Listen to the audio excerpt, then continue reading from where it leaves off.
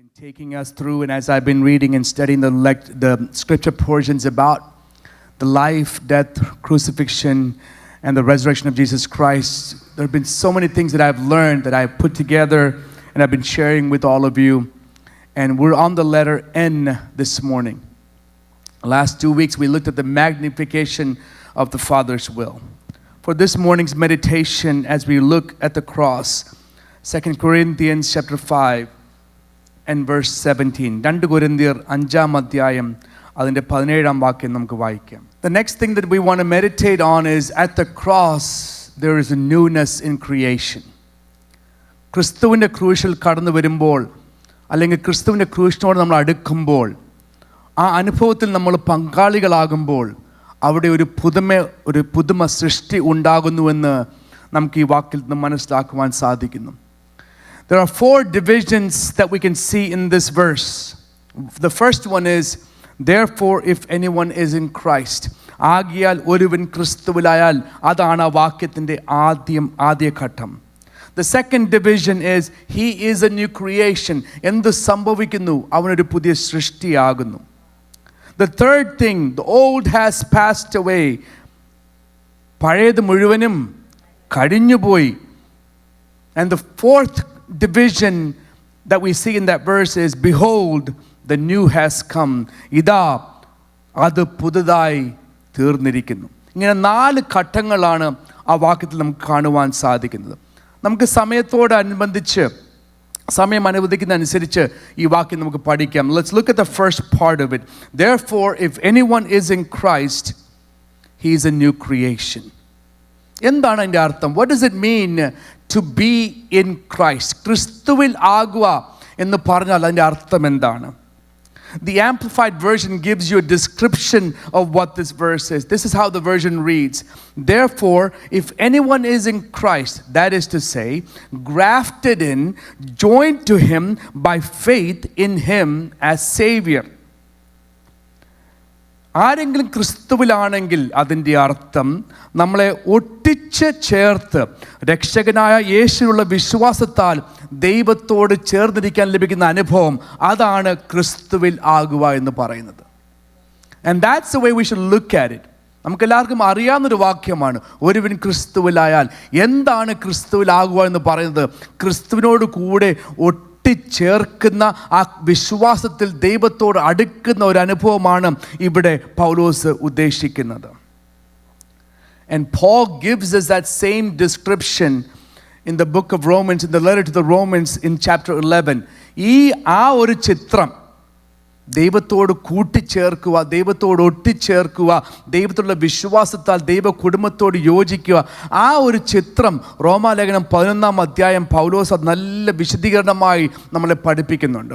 In Romans chapter 11, Paul speaks to us in great description, in a great pictorial way for us to realize what it means. അതിൻ്റെ 11 അധ്യായത്തിൻ്റെ 13 വാക്യത്തിൽ പൗലോസ് ഇങ്ങനെ പറയുന്നു, Now I am speaking to you Gentiles. എന്നാൽ ഞാൻ ജാതികളായ നിങ്ങളോട് പറയുന്നു. എന്ന് വെച്ചാൽ എന്താണെന്നറിയാമോ? പൗലോസ് നമ്മളോട് സംസാരിക്കുക. നമ്മൾ വിചാരിക്കും റോമ പട്ടണത്തിൽ ജാതികളായ ഉള്ളവർക്ക് ഒരു ലേഖനം എഴുതി പൗലോസ് അങ്ങ് കവറിലിട്ടു അയച്ചു കൊടുത്തു. ഇല്ല, നമ്മൾ ഈ കാലഘട്ടത്തിൽ ആ വാക്യം വായിക്കുമ്പോൾ നമ്മളെ തന്നെ അവിടെ ഉൾപ്പെടുത്തണം.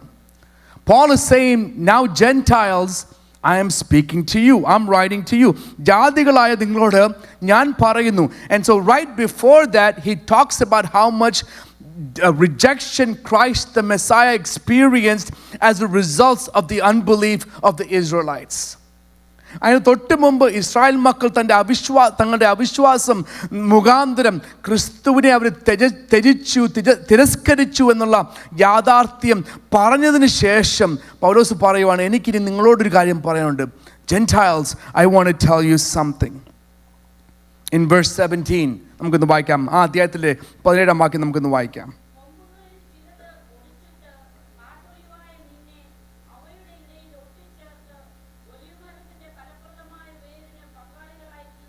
Yes. Amen. Yes, in verse 17, Romans 11, verse 17, it says, but if some of the branches were broken off. So what has happened is, because of the unbelief, because of the doubts, they rejected Christ, and all of a sudden the natural branches that were there on that olive tree were broken off. It's not because they were worse than us, their unbelief led for them to be broken off the olive branch. So what happens after the result? അതിനുശേഷം എന്ത് സംഭവിച്ചു? ആ മുറിച്ച് കളഞ്ഞ ആ olive branches അല്ലെങ്കിൽ ആ ശാഖകളെ മാറ്റിയതിനു ശേഷം ഇവിടെ പൗലോസ് പറയുന്നു, and you and I, നമ്മളെ, we have been, even though we were a wild olive shoot, നമ്മളൊരു കാട്ടൊലിവ് ആയിരുന്നപ്പോൾ തന്നെ. ചിന്തിച്ചു നോക്കണം, ഏതെങ്കിലും നിങ്ങളെല്ലാം കൃഷി ചെയ്യുന്ന ആൾക്കാരാണല്ലോ. Most of you, if not all of you, are involved in some sort of gardening or farming. At any point, have you taken something wild and grafted into something that you've already invested in? That's already growing, that's already budding. Nobody does that. ആരും, ഒരു തോട്ടക്കാരനും ഒരു കൃഷിക്കാരനും ഒരു കാട്ടൊലിവോ അല്ലെങ്കിൽ ഒരു കാട്ടുഫലമോ എടുത്ത് നല്ലൊരു ഫലത്തിൽ buddy ചെയ്യുന്ന അനുഭവം ഉണ്ടാകത്തില്ല. Not a single husbandman, not a single gardener, not a single farmer would do that. But Paul is saying the natural branches did not have the belief that he was the Messiah. They rejected him, so God broke them off. But in its place, he went to the wilderness. He went to things that are rejected. He went to the things that had no hope. He went to the things that had no fruit. ഫലമില്ലാത്ത, പ്രത്യാശയില്ലാത്ത, ഒരു പുതിയ അവസരമില്ലാത്ത ചില olive തൈകളെ, അതും കാട്ടൊലിവ് തൈകളെ എടുത്തു വെച്ച് അവരുടെ ആ അന്തരീക്ഷത്തിൽ നിന്ന് മാറ്റി ദൈവത്തോട് അടുപ്പിക്കുവാൻ, ഈ നല്ല ഒലിവ് മരത്തോട് അടുപ്പിക്കുവാൻ ദൈവത്തിന് മനസ്സലിവുണ്ടായി. കുമ്പുകളിൽ ചിലത് ഒടിച്ചിട്ട് കാട്ടൊലിവായി നിന്നെ അവരുടെ ഇടയിൽ ഒട്ടിച്ച് ചേർത്തു. So if anyone is in Christ, remember that phrase, if anyone is in Christ, what does it mean to be in Christ? To be grafted in and to join with the Lord God in the faith that we have in the Lord Jesus Christ. So നമ്മളെ എങ്ങനെ കൂട്ടിച്ചേർത്തെന്നറിയാമോ? നമുക്കൊരു യോഗ്യതയും ഇല്ലായിരുന്നപ്പോൾ നമ്മുടെ ദൈവം പറഞ്ഞ് കുറച്ച് പേര് മാറിപ്പോയി, കുറച്ച് പേരെ ഒടിച്ചു കളയേണ്ട ആവശ്യം വന്നു, കുഴപ്പമില്ല, ഞാൻ കുറച്ച് കാട്ടൊലിവുകളെ വെച്ചുകൊണ്ട് ഞാൻ ഈ മരം വളർത്തിക്കാം. So he did that. We were not part of this natural branch. We were very far away. നാം ക്രിസ്തുവിലായിരുന്നില്ല. പാരമ്പര്യം നോക്കിയാൽ നമുക്ക് പറയാൻ ഒക്കത്തില്ല, ഈ ഒലിവ് മരത്തോട് കൂടിച്ചേർന്ന് നിൽക്കുവാൻ എനിക്ക് പ്രാഗൽഭ്യമുണ്ട്, അവകാശമുണ്ടെന്ന് പറയുവാൻ നമുക്ക് അവസരമില്ല. അങ്ങനെ ഇരിക്കുമ്പോഴാണ് കർത്താവ് പറഞ്ഞത്, വേണ്ട, ഞാൻ കൂട്ടിച്ചേർത്തോളാം. That's when the Lord Jesus said, I will bring you near. ഇനി നമ്മൾ എങ്ങനെയാ ഇത് കൂട്ടിച്ചേർത്തത്? What was the reason or the root cause behind us being grafted in? Grace, കൃപ. കൃപയാലെയാണ് ദൈവം നമ്മളെ ഇവിടെ കൂട്ടിച്ചേർത്തിരിക്കുന്നത്. Grace is the only thing that has given us access to this beautiful olive tree. That grace is the only thing that has given us access to this, to get out of the wilderness, to be not just a wild shoot anymore, but to become someone that is hopeful, to become something that is fruitful. Grace is the only thing that allows for that. So once we realize that grace is what gathered us, and the grace is the only reason we're grafted in, then that should be evident in our life. കൃപയാല ഇവിടെ നമ്മൾ കൂട്ടിച്ചേർത്തിരിക്കുന്നെന്ന് മനസ്സിലാക്കുന്നെങ്കിൽ ആ കൃപയുടെ തെളിവ് നമ്മുടെ ജീവിതത്തിൽ കാണണം. There must be evidence to the fact that grace is what reunited me or joined me into this olive tree. എന്താണ് ആദ്യം കാണേണ്ട തെളിവ്? 20 വാക്യം ഒന്നുകൂടെ വായിച്ച്. 2 Corinthians, 2 Corinthians chapter 15, 5 verse 20. Yeah, ഇനി റോമാലേഖനം 11, excuse me, Romans chapter 11 verse 20. അവിടെ മലയാളം വാക്യം എനിക്ക് ഒത്തിരി ഇഷ്ടപ്പെട്ടു. നമ്മൾ കൃപയാല ഈ ഒലിവ് മരത്തോട് നമ്മളെ കൂട്ടിച്ചേർക്കുന്ന മനസ്സിലാക്കുമ്പോൾ ആദ്യം ഉണ്ടാകേണ്ട അനുഭവം ഞെളിയരുത്. Don't become arrogant. That's the first evidence that you realize that grace is what grafted you into this olive tree. Don't become arrogant. Don't become proud. വേറെ രീതിയിൽ പറഞ്ഞാൽ നമുക്കുണ്ടാകേണ്ട ആദ്യത്തെ അനുഭവം ഒരു വിനയം അല്ലെങ്കിൽ ഒരു താഴ്മ. The fact that we are grafted in should lead us to realize I need to be humble. I didn't earn this process. I didn't earn this privilege. My God, purely because of His grace, grafted me into the olive branch. Two types of arrogance can be seen in that verse. One is, don't look down on the Israelites or the Jews who rejected Christ. ക്രിസ്തുവിനെ ത്യജിച്ച തിരസ്കരിച്ച യഹൂദന്മാരെ കാണുമ്പോൾ നമുക്കൊരു പുച്ഛം തോന്നരുത്. അവരെക്കാട്ടിലൊന്നും നമ്മൾ നല്ലവരല്ല. നമുക്ക് കൃപ ലഭിച്ചു, അവർക്ക് അവിശ്വാസമുണ്ടായി. ഞാൻ ഇനി ഒന്നുകൂടെ എടുത്തു പറയാം, അവർക്ക് അവിശ്വാസമുണ്ടായപ്പോൾ അവരെ മുറിച്ച് കളഞ്ഞെങ്കിൽ നമുക്കും അതുപോലെ അഹങ്കാരം ഉണ്ടാകുമ്പോൾ നമ്മളെ മുറിച്ച് കളയുവാൻ നമ്മുടെ ദൈവത്തിന് അവകാശമുണ്ട്. നമ്മൾ ഞെളിയരുത്. We have no reason to be proud. We have no reason to be arrogant. അങ്ങനെയാണുമ്പോൾ we can also look at it a second way. നമ്മൾ ഈ മരത്തെ നോക്കുമ്പോൾ ഉണ്ടല്ലോ, നമ്മളെപ്പോലെ മറ്റ് ചില ശാഖകളെ കാണുമ്പോൾ അവരും അതേ കൃപ ലഭിച്ചവരാണ് നമ്മൾ മനസ്സിലാക്കിക്കൊള്ളണം. Everybody who's grafted into this olive branch, when we see other branches next to us, we must realize every one of them has received the same grace and the privilege that came with the grace to be grafted in. We can look at it and say, yes, you were once a wild shoot. നീ ഒരു കാലത്തൊരു കാട്ടൊലിവായിരുന്നു, ഞാനുമായിരുന്നു. നമ്മൾ രണ്ടും ഒരേ തലത്തിൽ, നമ്മൾ രണ്ടിലും ഒരേ നിലവിൽ. നമുക്കൊന്നും പ്രശംസിക്കുവാനില്ല, നമുക്ക് ഞെളിയുവാനില്ല, അഹങ്കാരം കാണിക്കുവാനില്ല. കാരണം ഇതിൻ്റെ എല്ലാം ഉത്തരവാദിത്വം നമ്മുടെ കർത്താവിൻ്റെ കൃപ മാത്രം. രണ്ടാമതൊരു അഹങ്കാരം വരാൻ സാധ്യതയുണ്ട്. നമുക്ക് ഈ അനുഭവങ്ങളൊക്കെ നമ്മൾ അനുഭവിക്കുമ്പോൾ, ഈ അനുഗ്രഹങ്ങളൊക്കെ അനുഭവിക്കുമ്പോൾ, ഈ പദവിയെക്കുറിച്ച് ചിന്തിക്കുമ്പോൾ ഒരു പക്ഷേ നമ്മൾ പറഞ്ഞേക്കാം നമ്മൾ എന്തോ നേടിയെന്ന്. We might think that just because we are in the family of God, that we are grafted in, that somehow we have accomplished something. ചിന്തിക്കണം, ഒരു യോഗ്യത ഉണ്ടായിട്ടല്ല നമ്മളെ കൂട്ടിച്ചേർത്തത്. We must realize we cannot have arrogance or some sort of self-pride within us, because it's not because of some qualifications that we have been grafted in. It is simply by the grace of God. You know, one thing when you look at scriptures, നമ്മൾ ദൈവവചനം പഠിക്കുമ്പോൾ we see over and over again that our God hates pride. നമ്മുടെ ദൈവത്തിന് അഹങ്കാരം, ഗർവം വളരെ ഇഷ്ടമില്ലാത്തൊരു വിഷയമാണ്. ദൈവം വെറുക്കുന്ന ഒരു വിഷയമാണ്. We see that often in the scriptures. In Proverbs, often the writer speaks about how much pride stands against who God is.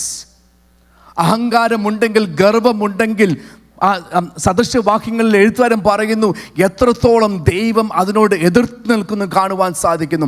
6-ാം അധ്യായത്തിൽ നമ്മളിങ്ങനെ വായിക്കുന്നുണ്ടല്ലോ, 6 കാര്യം യഹോവയ്ക്ക് വെറുപ്പാകുന്നു, 7 കാര്യം അവന്. 6 things are the Lord hates. Yes, 7 are an abomination to him. And when he listed, ആദ്യം പറഞ്ഞ വിഷയം എന്നറിയാമോ? ഗർവമുള്ള, a proud look. അവിടെയാണ് തെറ്റ് സംഭവിക്കുന്നത്. പാപങ്ങളുടെ ആരംഭം അവിടെയാണ്. When you think about how deep that you can get into sin, if you realize that you have pride, you have some sort of arrogance, some sort of entitlement mentality, that point is the beginning of your downfall.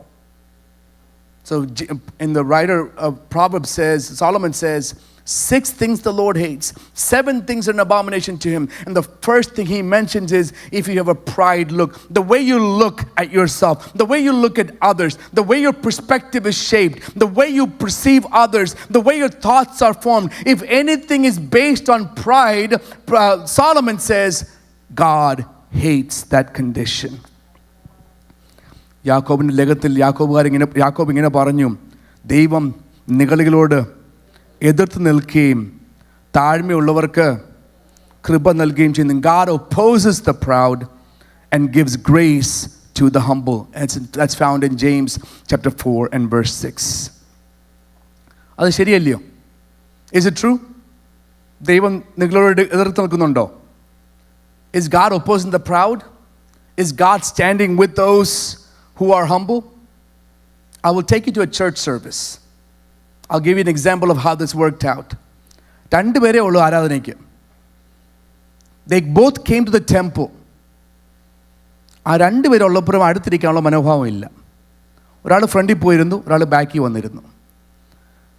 എന്നിട്ട് ആദ്യത്തെ ആളങ്ങ് പ്രാർത്ഥന തുടങ്ങി. The first person started to pray. എന്താ പ്രാർത്ഥന അറിയാമോ? കർത്താവേ, ഞാൻ മറ്റുള്ളവരെ മനുഷ്യരെ പോലെ അല്ല. നിങ്ങൾക്കറിയാം ഏത് ആരാധനയാണെന്ന് മനസ്സിലായപ്പം? You know which service I'm talking about? It's found in the Gospel of Luke chapter 18. Two people are in church and they're praying. Both of them are ready to pray. And the first one prays, Lord, I'm not like other people. I'm not like the extortioners. I'm not like the tax collectors. ഇതൊക്കെ അങ്ങ് പറഞ്ഞു. വളരെ എന്നിട്ട് ആമേൻ. ദൈവത്തെപ്പറ്റി ഒരൊറ്റ വാക്ക് പറഞ്ഞില്ല കേട്ടോ പ്രാർത്ഥനയിൽ.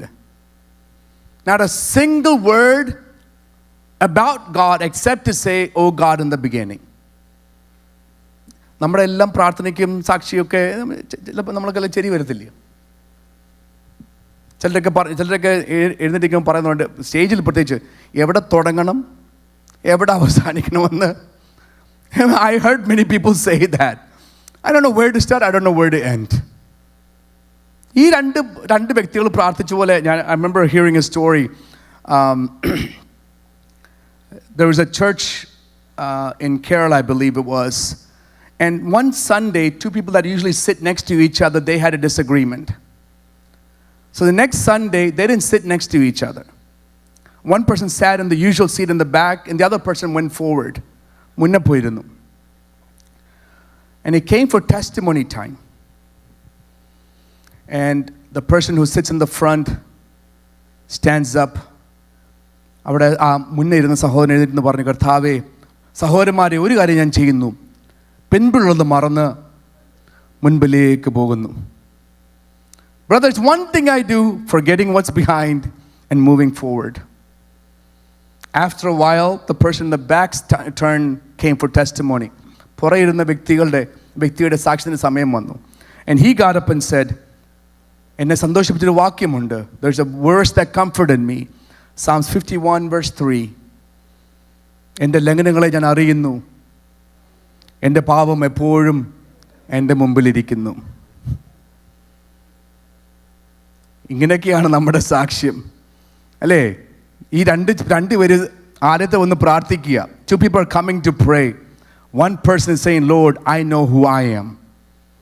I'm not like the others. I'm not like the tax collectors.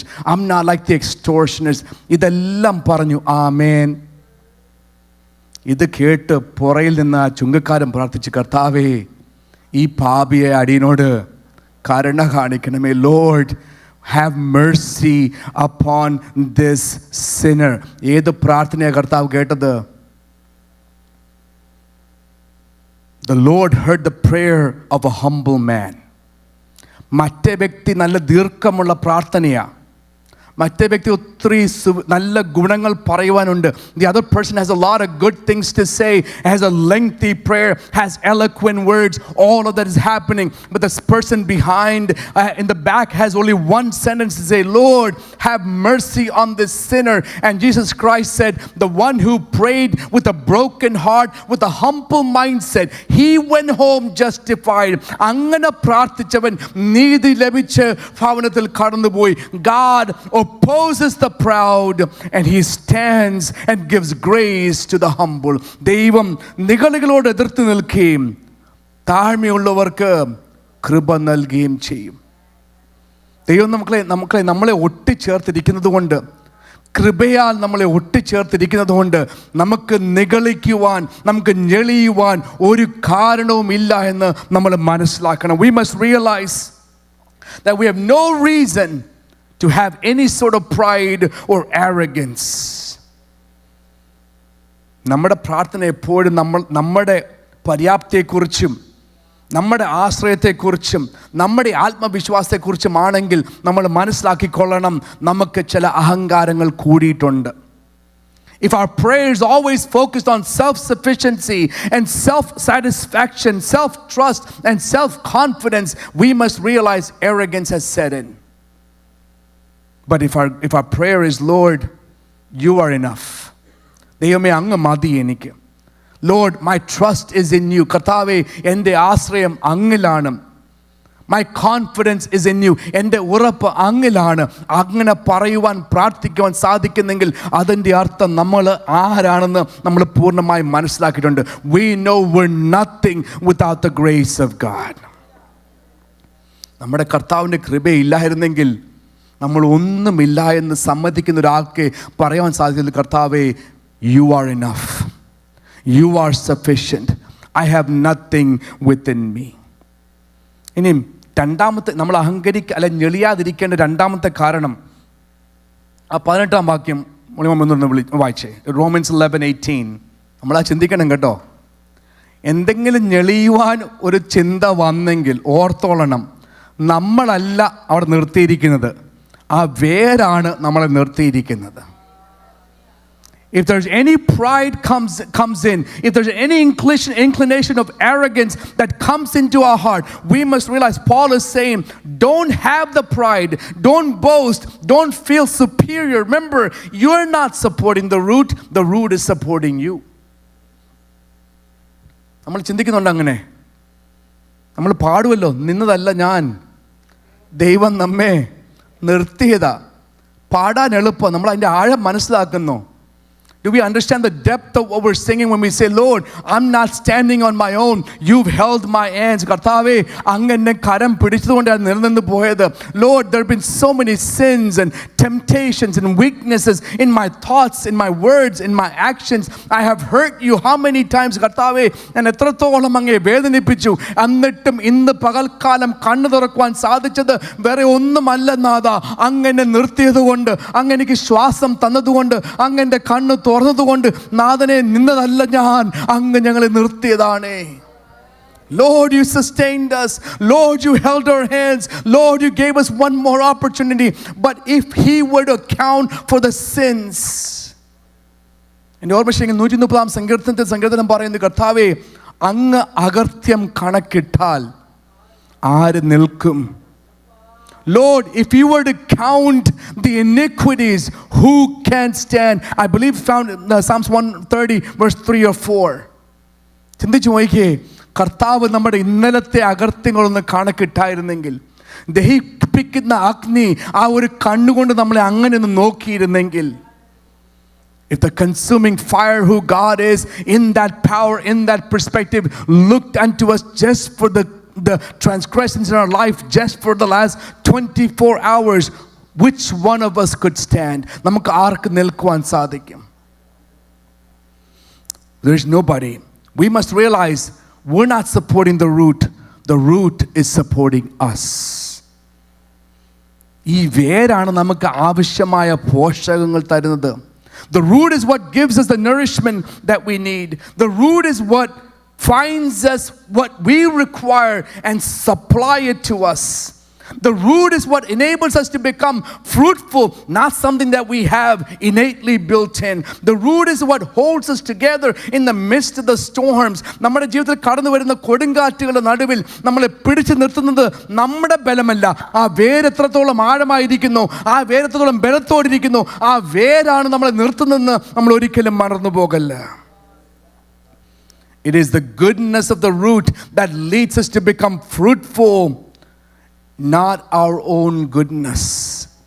ആ വേര് നന്മയാണ് നമ്മളെ ഫലപ്രദമായ ഒരു ശാഖയാക്കി മാറ്റുന്നത്, നമ്മളിലുള്ള ഒരു വിഷയമൊന്നുമല്ല. പക്ഷേ ക്രിസ്തീയ സമൂഹത്തിൽ ഒരു വലിയ അപകടമുണ്ട്. There's a great danger among comfortable Christians. And the great danger is, നമുക്കിപ്പം പ്രാർത്ഥിക്കേണ്ട ആവശ്യങ്ങളില്ല.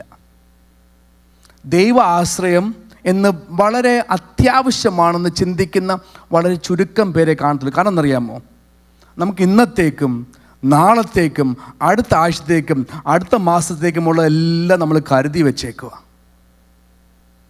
We have kept for ourselves everything that we need, whether it's the day-to-day needs, food or job or income or money. We have everything. As a result, we don't go to God on a daily basis and say, Lord, I trust in you alone. കർത്താവെ, അങ്ങിൽ മാത്രം ഞാൻ ആശ്രയിക്കുന്നു, അങ്ങ് തരുന്നതല്ലാതെ ഒന്നുമില്ല എന്ന് ഇന്ന് പറയേണ്ട ആവശ്യമില്ല. കാരണം എന്താ? നമുക്ക് ഇഷ്ടം പോലെ ഇരിപ്പുണ്ട്. And that is a danger that exists within the Christian community. And I tell my kids all the time, see, you have enough in the fridge.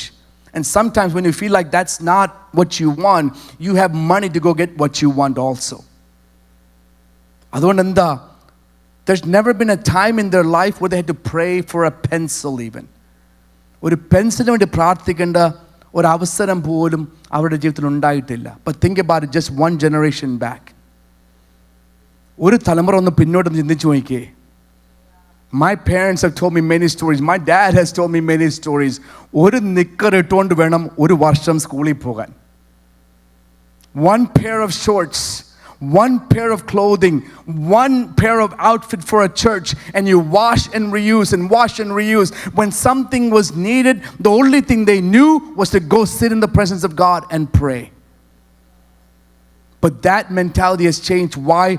We have in abundance everything that we need. നമുക്ക് ആവശ്യത്തിന് പോലുമല്ല, ആവശ്യത്തിന് അധികം നമുക്ക് ഇപ്പോൾ ഉള്ളതുകൊണ്ട് ആ ദൈവത്തിലുള്ള ആശ്രയം നമ്മൾ കുറഞ്ഞു എന്ന് നമ്മൾ ചിന്തിക്കണം. We must ask ourselves, has the reliance, the trust and the sufficiency of God decreased in my life because I have in abundance all that I need?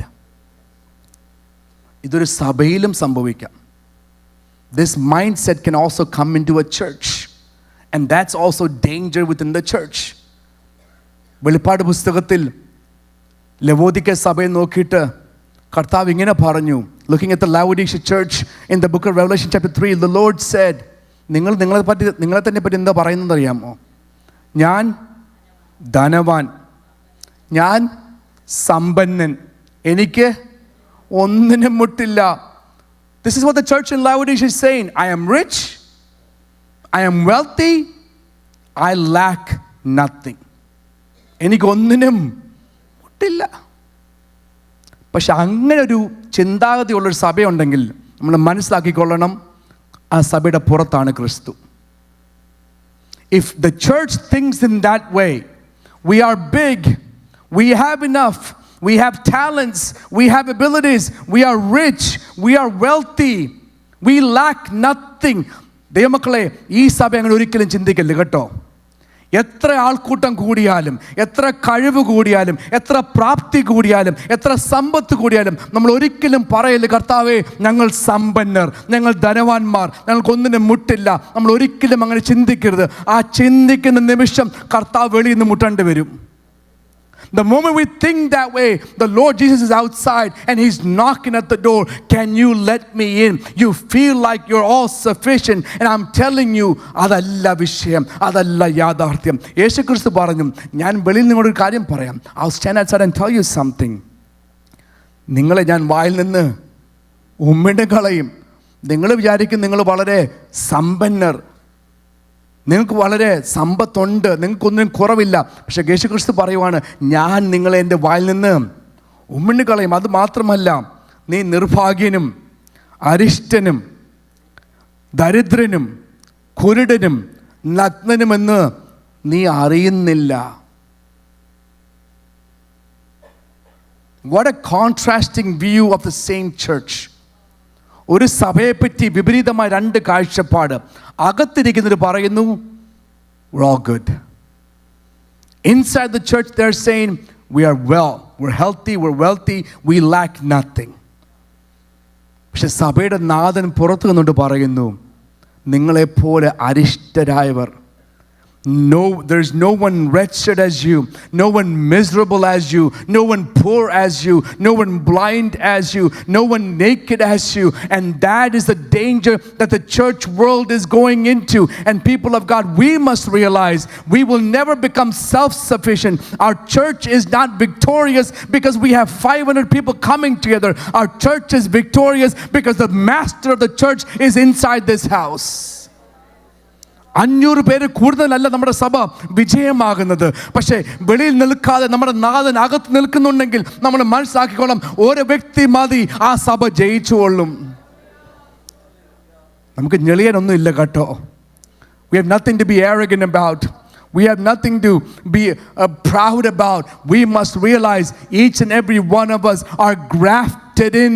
We were wild olive shoots. നമ്മളെല്ലാം കാട്ടൊലിവായിരുന്നു. പക്ഷെ നമ്മളെല്ലാം കൂട്ടിച്ചേർന്ന നാഥനുണ്ടല്ലോ, ആ നാഥനെ സഭയിൽ വെളിയിലാക്കിയിട്ട് നമുക്കൊരു ബിസിനസ്സും വേണ്ട.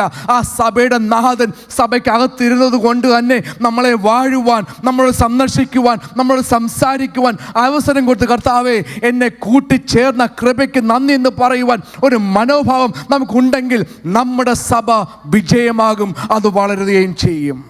Don't ever let anything that we have kick the Christ of the church outside the doors.